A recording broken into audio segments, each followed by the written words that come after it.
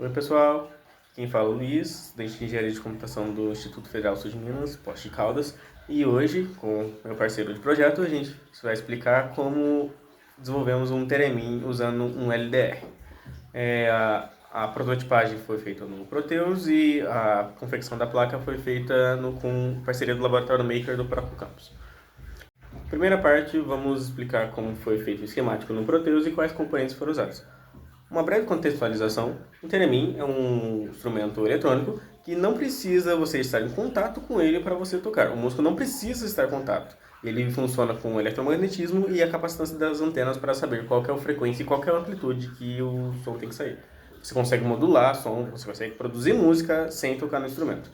E no nosso projeto a gente fez algo semelhante, experimental, pequeno porte, em vez das antenas capacitivas a gente usou o LDR, uma resistência que se altera dependendo da quantidade de luz que você incide sobre ela.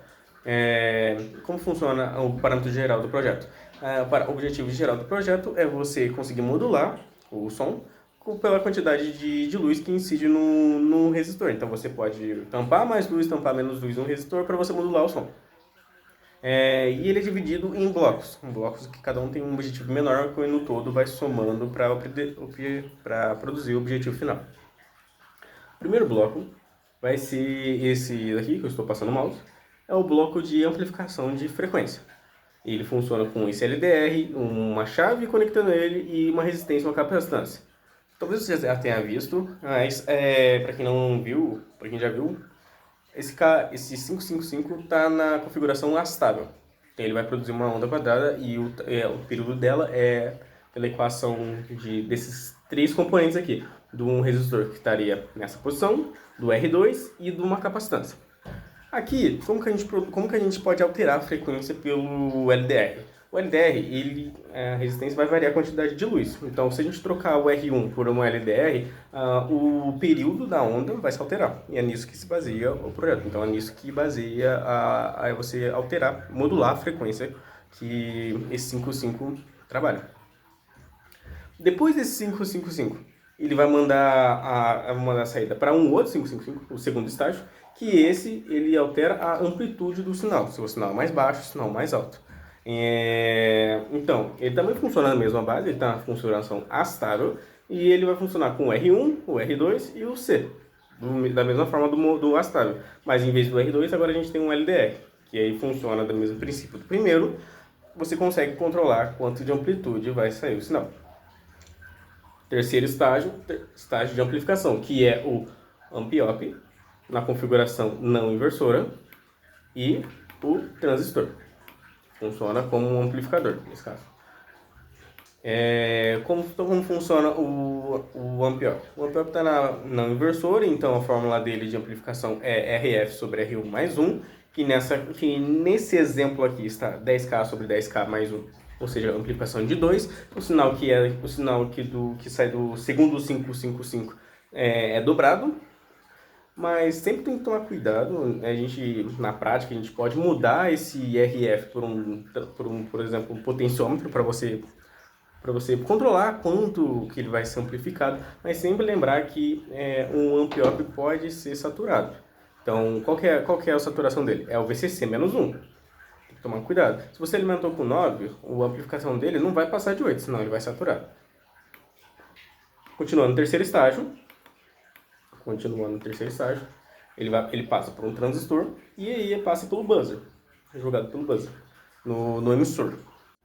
Agora a gente vai mostrar como foi feitas as trilhas da placa, a gente fez isso pelo PCB Layout, e o professor já ajuda bastante a gente fazer algumas ligações, né? Ele já tem algumas ligações automáticas, ele tenta fazer. A maioria delas vai ocasionar erro e você vai ter que mexer um pouco. Sempre tomar cuidado também com a distância das trilhas e o tamanho das trilhas.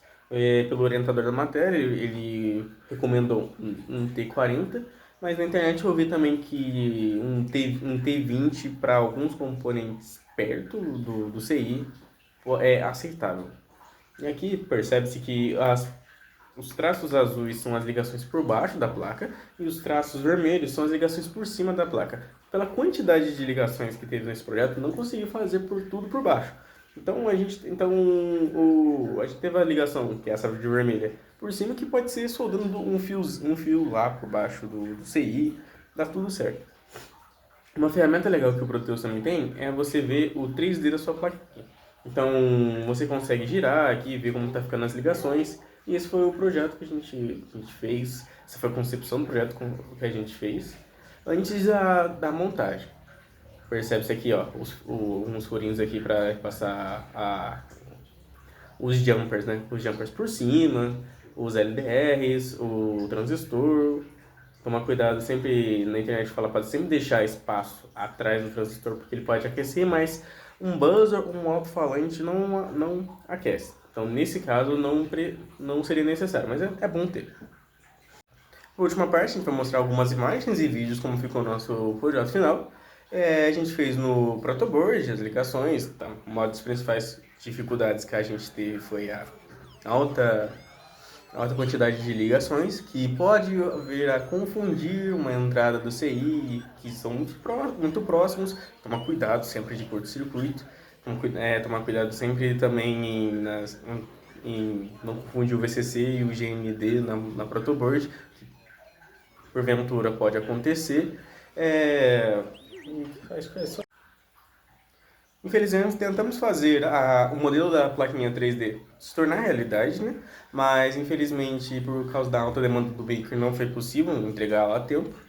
E é isso, pessoal. Obrigado pela atenção. Inscreva-se no canal. Obrigado.